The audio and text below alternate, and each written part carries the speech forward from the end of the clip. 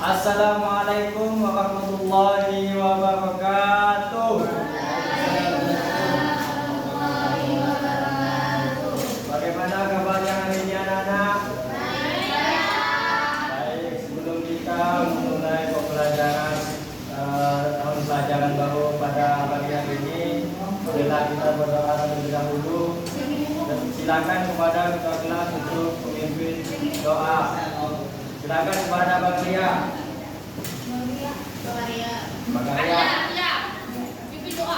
Sebelum kita mulai pembelajaran kita berdoa ya. Hari ini marilah kita membaca doa belajar bersama. Doa dimulai.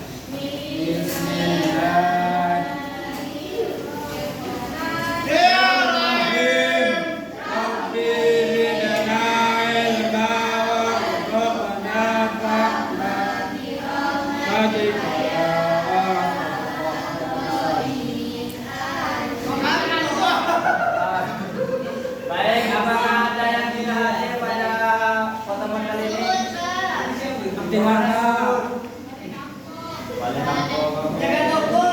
Kampungnya babi. Cuma surga yang tidak hadir. Abdillah Abdillah juga nggak masuk. Oke. Baik, hari ini kita akan belajar tentang apa? Hari ini kita akan belajar tentang jinayah. Jadi Bapak harap setelah kita belajar tentang jinayah dari Maya, Bapak harap kalian bisa menganalisis pengertian dan juga macam-macam pembunuhan serta dalil tentang pembunuhan dan juga hukuman bagi orang yang membunuh. Lanjut ke pengertian pembunuhan. Saya mau Bang Arya silakan baca.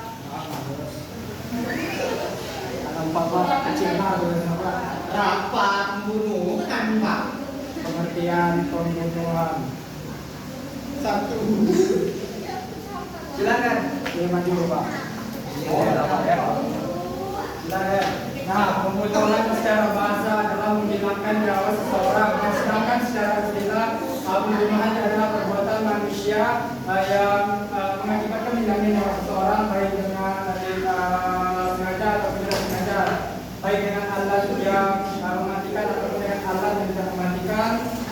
Yang menghilangkan nyawa seseorang dengan sengaja atau tidak sengaja dengan menggunakan alat mematikan ataupun tidak mematikan, sejalan dengan pendapat sebagian ulama bahwa pembunuhan merupakan suatu perbuatan manusia yang menyebabkan hilangnya nyawa seseorang dan itu tidak dibenarkan dalam agama Islam. Baik, terima kasih ya Bang Arya.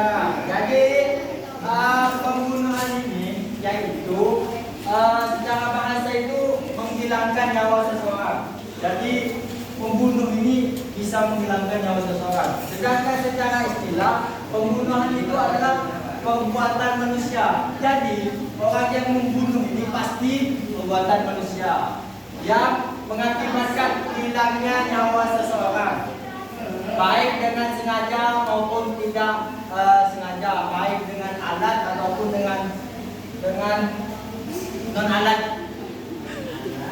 Selanjutnya ada macam-macam pembunuhan. Nah, di sini ada 3 macam-macam pembunuhan. Saya minta Kak Daya membacakan nomor 1. Pertama ada pembunuhan sengaja, yaitu pembunuhan yang telah direncanakan dengan menggunakan alat yang mematikan, baik yang melukai atau memberatkan. Nah, jadi yang pertama ini yaitu pembunuhan dengan sengaja atau dalam hukum fikih itu disebut al-qatlu al-amdi, yaitu pembunuhan yang telah direncanakan dengan menggunakan alat yang mematikan, baik yang melukai atau memberatkan. Nah, jadi pembunuhan sengaja ini pembunuhan yang sudah direncanakan sebelumnya. Jadi biasanya orang yang membunuh dengan sengaja ini biasanya mereka yang mempunyai dendam kepada orang yang mau membunuh. Selanjutnya yang kedua, saya minta Bang Ispan bacakan nomor 2. Yang kedua, pembunuhan seperti sengaja, qatlu syibbu al-amdi, yaitu menghilangkan nyawa seseorang tanpa ada niat membunuh dan menggunakan alat yang biasanya tidak mematikan atau tak lazim dipakai membunuh, namun dapat menyebabkan hilangnya nyawa seseorang. Nah, jadi nomor 2 ini pembunuhan seperti sengaja. Ini atau dalam fikih itu qatlu shibhu al-amdi. Nah, jadi pembunuhan ini yaitu pembunuhan yang menghilangkan nyawa seseorang tanpa ada niat untuk membunuh. Nah, jadi nomor 2 ini orang yang membunuh itu tidak ada niat untuk membunuh, cuma ingin melukai. Tapi tanpa disengaja orang itu terbunuh. Yang ketiga ada pembunuhan karena kesalahan. Saya minta Bira bacakan nomor 3. Kenapa? Oh, silau. Boleh maju, boleh geser, boleh maju.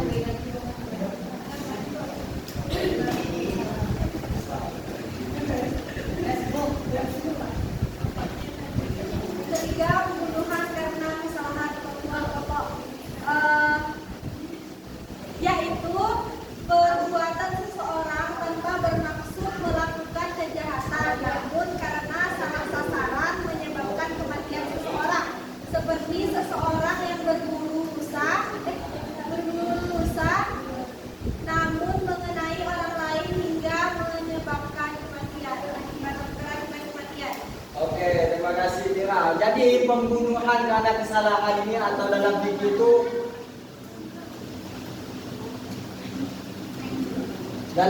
itu disebut qatlu al-khata, yaitu pembunuhan, yaitu perbuatan seseorang tanpa bermaksud melakukan kejahatan namun karena salah sasaran menyebabkan kematian seseorang, seperti seseorang yang berburu rusa namun mengenai orang lain hingga mengakibat kematian.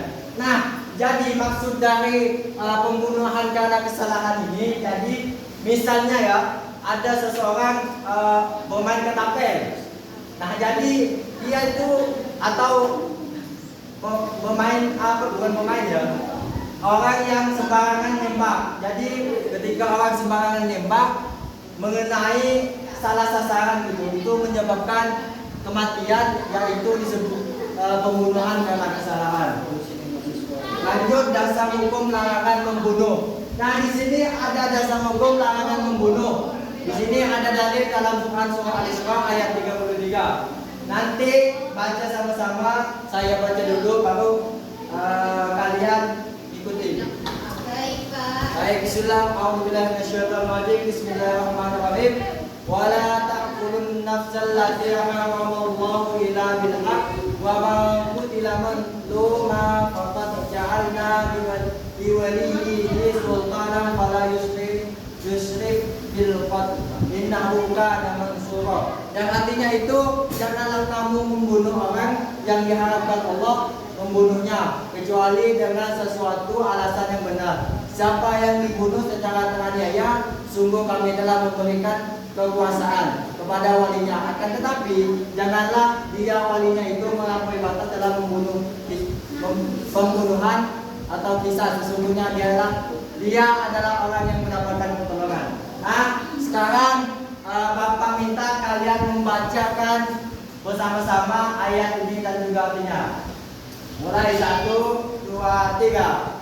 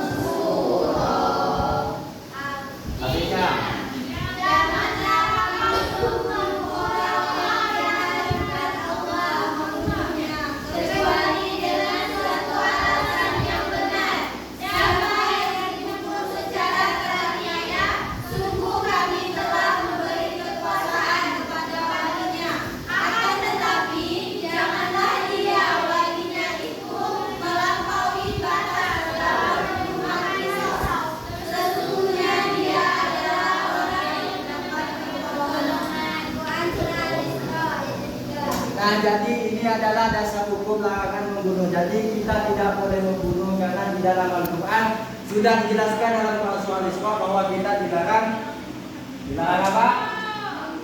Ya, membunuh. Yang selanjutnya ada hukuman bagi pelaku pembunuhan. Saya minta Bang Ya bacakan ini dulu. Hukuman bagi pelaku pembunuhan. Pelaku atau orang yang melakukan pembunuhan setidaknya telah melanggar 3 macam hak, yaitu hak Allah, hak ahli waris, dan hak orang yang terbunuh. Karena itu, balasan di dunia diserahkan kepada ahli waris korban atau wali. Apakah pelaku akan dikisos atau dimaafkan? Nah, jadi ini ada beberapa hukuman bagi pelaku pembunuhan. Jadi orang yang membunuh itu sudah mengambil hak, yaitu hak Allah, hak ahli waris, dan juga hak orang yang terbunuh. Nah, adapun hukumannya ada 4 yang saya ambil di sini.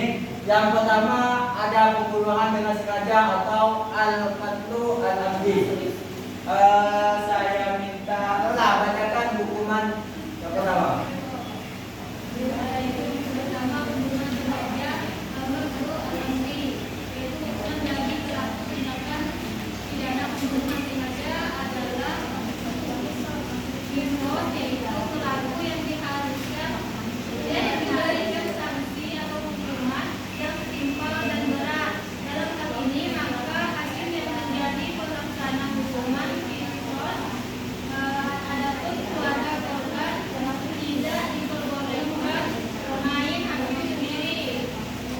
Oke, terima kasih Nolan. Jadi hukuman bagi pembunuhan dengan sengaja ini jadi harus dihukum dengan sangat kisos, yaitu pelaku harus diberikan sanksi hukuman yang setimpal dan juga berat. Nah, jadi keluarga korban ini tidak boleh main hakim sendiri. Jadi harus diserahkan kepada hukum yang ada di negara. Yang kedua ada pembunuhan seperti sengaja. Saya minta Alia bacakan pembunuhan. Pembunuhan seperti sengaja atau al-qatlu ibu al-amdi. Pelaku pembunuhan seperti sengaja tidak mendapatkan hukuman kisos, namun dihukum dengan membayar sejumlah denda, yaitu diat mukhalafah atau diat berat, dan dapat dibayarkan secara bertahap selama 3 tahun kepada keluarga korban yang setiap tahunnya sepertiganya.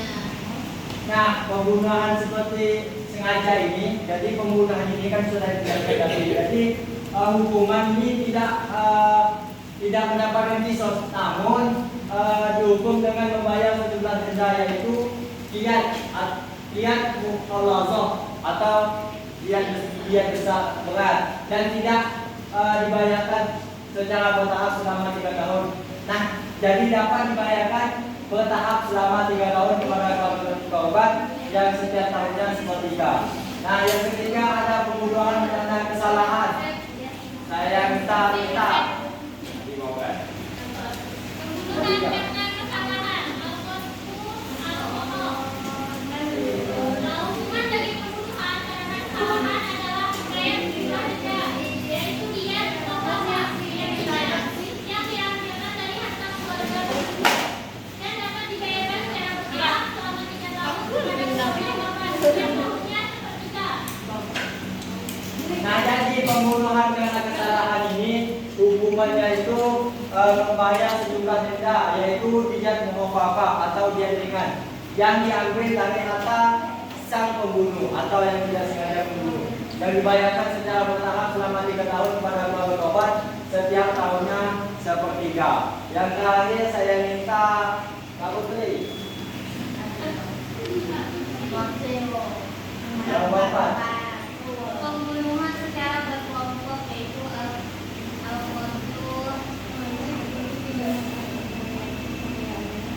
al-qatlu al-jamaah al-wahid, yaitu apabila sekelompok orang secara bersama-sama membunuh seseorang, maka mereka harus dihukum kisos. Nah, orang yang membunuh secara berkelompok ini harus secara kisos. Selanjutnya ada hikmah larangan membunuh. Nah, jadi Islam itu sudah menerapkan hukuman bagi pelaku pembunuhan, tidak lain untuk memelihara kehormatan dan keselamatan jiwa bagi setiap manusia. Nah, pelaku tindak pembunuhan diancam dengan hukuman yang setimpal sesuai dengan perbuatannya tadi. Apakah sampai di sini anak-anak sudah paham? Baik, karena anak-anak sudah paham, jadi Bapak di sini memberikan tugas kelompok. Bang Isman, jangan tidur Bang Isman. Jadi Bapak di sini akan membagi kepada 4 kelompok. Bapak bagikan ya, biar kalian tidak ribut-ribut. Kelompok 1 di depan, kelompok 2, kelompok 3 dan kelompok 4. Paham kan? Baik. Kelompok 1, kelompok 2. Yang laki-laki ikut di sini. Kelompok 3, kelompok 4. Jadi boleh kita sebentar. Petunjuk pengerjaan lembaga kerja kelompok ini yaitu kalian, dan di sini ada 2 gambar nih. Gambar tentang pembunuhan. Nah, jadi kalian menuliskan apa sih? Ini kan pembunuhan sengaja. Tuliskan apa itu pembunuhan sengaja. Dan juga apa, dan ini pembunuhan kelompok. Dan juga nanti yang kedua, kalian harus menuliskan hukuman bagi pembunuhan dengan sengaja dan juga hukuman bagi pembunuhan secara berkelompok, pembunuhan secara kesalahan dan berkelompok. Paham? Oke. Silakan dikerjakan. Bapak kasih waktu 5 menit cukup? Cukup. Oke, sekarang kerjakan.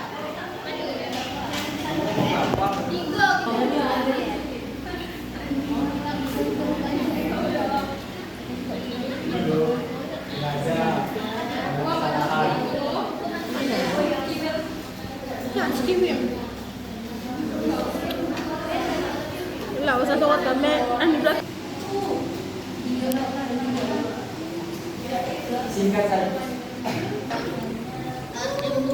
Ayo, dikerjakan. Sekarang kita jaga.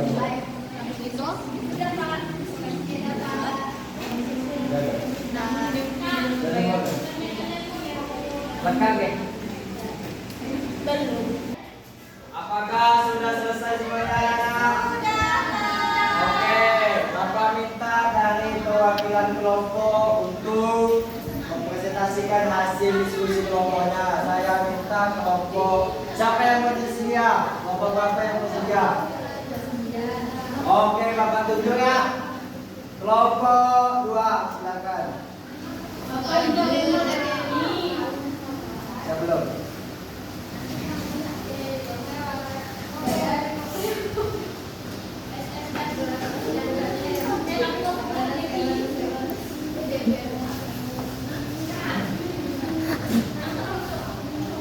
Silakan, kelompok 2 ingin mempresentasikan. Baik, di sini kami mempresentasikan hasil analisis kelompok kami yang dari kelompok 2. Gambar pertama itu ada pembunuhan sengaja. Yang mana pembunuhan sengaja ini adalah pembunuhan yang dilakukan dengan direncanakan dan menggunakan alat. Nah, hukumnya itu adalah kisos atau orang yang membunuhnya itu diberi hukuman dengan dibunuh juga. Kalau menurut syariat Islam. Lalu gambar yang kedua itu pembunuhan kesalahan dan berkelompok. Sama ini juga pembunuhan yang dilakukan oleh beberapa orang dan hukumnya juga kisos. Baik, tepuk tangan untuk nomor 2. Selanjutnya saya minta kelompok 3 yang laki-laki Bang Maya, silakan.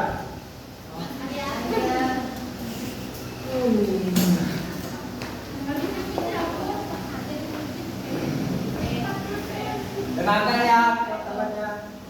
Baik, di sini disuruh perintahnya analisislah kedua gambar tersebut bersama teman sekelompok. Tapi di sini saya sendiri. Nah, yang pertama di sini ada pembunuhan sengaja, yang dimana pembunuhan sengaja itu merupakan pembunuhan yang dilakukan dengan terencana dan hukum bagi orang yang melakukan pembunuhan secara sengaja ialah hukuman qisas atau hukuman yang setimpal. Kemudian gambar yang kedua ini gambar pengeroyokan oleh sekelompok orang kepada satu orang, di mana ini juga merupakan pembunuhan pembunuhan yang dilakukan oleh secara berkelompok. Nah, hukumnya juga dihukum qisas atau dihukum yang setimpal. Misal ini pengeroyokannya terjadi sampai terbunuh, maka ketiga pelakunya harus juga dibunuh. Sekian, terima kasih. Baik, boleh tepuk tangan untuk teman-teman. Oke, jadi mungkin Bapak harap Bapak kira kalian sudah paham ya. Itu kembali ke tempat duduknya masing-masing. Ya. Jadi di penutup Bapak mau nanya, penelita, apa yang penelita dapatkan tentang jinayat dan juga hikmahnya? Baik, mengenai jinayat dan hikmahnya, jinayat ini merupakan salah satu tindak kejahatan yaitu pembunuhan, yang mana pembunuhan di sini ada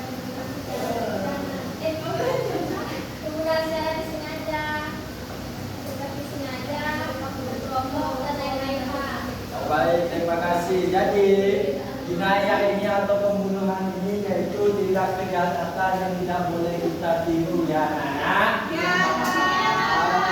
Karena dalam Islam juga disebut sudah dilarang dalam surah Al-Isra tadi sudah dijelaskan bahwa pembunuhan itu tidak boleh dilakukan dan tidak boleh dicontoh karena itu dosa besar. Mungkin cukup sampai di sini pembelajaran kita pada pagi hari ini.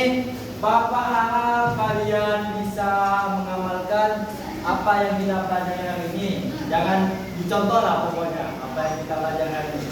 Bapak cukupkan, semoga kalian sukses selalu dan jangan lupa tetap belajar nanti pulangnya dari sini, tetap belajar di rumah dan sampai jumpa di pekan depan. Bapak akhiri. Sebelum kita mengakhiri, marilah kita berdoa terlebih dahulu. Silakan pada kebenarannya untuk mengucapkan doa. Ayat, silakan ayat. Sebelum kita pulang, mari kita baca doa surah Al-Asr bersama-sama. Doa dimulai ya.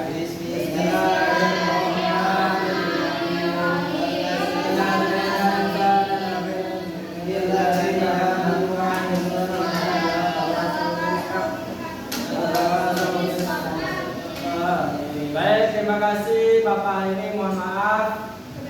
Wassalamualaikum warahmatullahi wabarakatuh. Waalaikumsalam warahmatullahi wabarakatuh.